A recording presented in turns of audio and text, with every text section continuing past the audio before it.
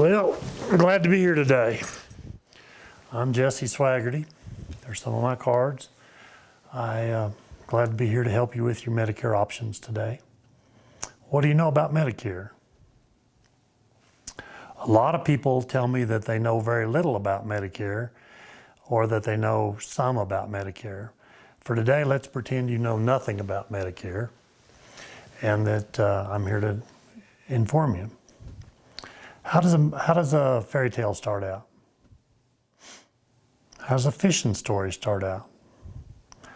Well, this ain't no fairy tale. This is a Medicare story. And Medicare typically starts out before there was Medicare. Before there was Medicare, there was nothing for people over 65 as far as health insurance goes. Insurance companies didn't want any part of people whose better years for health were behind them instead of ahead of them. So Johnson in 1965 went to Truman's hometown in Missouri and signed Truman up for the first Medicare recipient and signed the act that created Medicare. And Medicare was created as a part of Social Security. So Medicare was created in two parts. There's Part A of Medicare and Part B of Medicare. If you look at your red, white, and blue card, you'll see A covers the hospital bills and B covers the outside of hospital bills, such as doctors and tests and things that occur outside a hospital. But original Medicare doesn't have a maximum out of pocket, and original Medicare doesn't include anything that's paid for at a drugstore, your prescription drugs and that sort of thing. So a couple of years after Medicare started, people realized that the copays, coinsurance, and deductibles of original Medicare were eating up grandma and grandpa's savings. Well, I'm a grandpa, so I can use grandma and grandpa's savings, and I'm glad there's Medicare because it'd eat up mine if there wasn't some sort of a supplement or some sort of option to help pick up those extra costs. Medicare Part A has a deductible to be in the hospital, and then after you're in the hospital for so long, the deductible is covered, but you have copays or coinsurance rather for the days you're in the hospital. Also, while you're in the hospital, Medicare Part B pays your doctors that come visit you while you're in the hospital. So hospital bills can get rather expensive if you're in there for a long time. The good news is nowadays people don't stay in the hospital a long time, but a hospital bill can still get excessively expensive. Medicare Part B covers the 80% of most of what happens outside the hospital, such as CAT scans, MRIs, maybe your chemotherapy if you get cancer and have to have chemotherapy, as well as doctor visits. There's a small deductible each year, and then you pay 80% or Medicare pays 80%, and you pay 20% of the remainder with no limit on how much that might cost. The no limit on how much might cost was a concern back in the early days of Medicare, so people were receptive to the idea that Medicare supplements might be a good idea. So in 1967, insurance companies started selling what they call Medicare supplements. If you have a Medicare supplement, it has a name.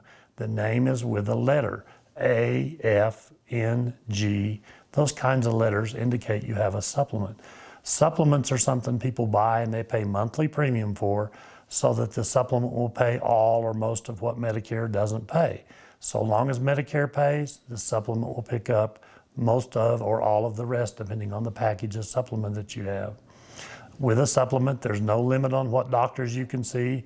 If a doctor takes original Medicare, the supplement will pick up the rest of it. There's no networks of doctors. There's no managed care with the supplement. Medicare supplements give you flexibility. Well, let's fast forward a little bit into the mid-1990s. In the mid-1990s, Medicare and insurance companies got together and created what they call Medicare choice plans. Maybe that's why they sometimes call them Medicare Part C now. Medicare choice plans were an option for people to take their Medicare services and supplies from an insurance company at hopefully better co-insurance and rates than from original Medicare. So with a choice plan, you get everything that original Medicare had to offer, but you take the benefits from an insurance company on an annual contract. Fast forward a little bit more to 2006. George Bush signed a bill that created Medicare prescription drug plans. Prior to this, when you went to the drugstore, none of your prescriptions were covered by Medicare. You just had to pay the price for them. That created the problem of people not being able to afford some of their prescriptions, and it wasn't a good thing, because Medicare wound up having to pay more doctor bills, more hospital bills, because people couldn't afford their prescriptions. So now with Medicare prescription plans in place, the idea is that people would be able to afford their prescriptions, and therefore they wouldn't cost Medicare as much money. It's worked out fairly well so far. Then shortly after that, they combined Medicare choice plans with prescription drug plans, and they renamed choice plans, and now they call them Medicare Advantage plans, but they still refer to them sometimes as Medicare Part C. With a Medicare Advantage plan, you typically pay less premium than you would for a Medicare supplement. You typically have all your services and supplies of original Medicare covered. You have the option to use doctors in a network if your Medicare Advantage plan is a PPO. You have the requirement to use doctors in the network if your Medicare Advantage is an HMO. If you live in a larger city, you probably have enough doctors to go with an HMO. If you live more rural, you probably would prefer a PPO, so you have a little more flexibility about where you go, because the doctor options aren't as good there. Medicare Advantage, Medicare Supplement, Original Medicare, and a Medicare plans through your employer are basically your 4 options when it comes to Medicare. There's no requirement you do anything beyond Medicare Part A and Part B. In fact, there's no requirement you do Part B. However, if you don't do Part B when you're first entitled to it, you can incur a late enrollment fee. You won't incur any late enrollment penalties or fees from Medicare for not taking Part B if you have an employer group health plan when you're first eligible, and then up until the time you do take Part B, so you won't have a late enrollment penalty there. With Medicare Part A and Part B in place, you can take what they call a Medicare Advantage plan.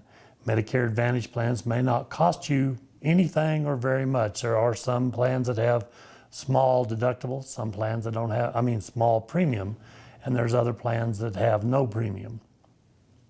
With a Medicare supplement policy, it'll pick up everything that Medicare A and B don't cover, or most of whatever Medicare A and B doesn't cover, and give you protection there. If you'd like more detail on how Medicare Part A and Medicare Part B, Medicare supplements, Medicare Advantage plans, and even Medicare employer plans, how they coordinate benefits and how they work together, you can get a book from Medicare called Medicare and You, or you can just go to medicare.gov and look that up. I'd be happy to help you with that. Medicare ain't no fairy tale, but it is pretty good. And with the right options in place, it'll help you live happily ever after.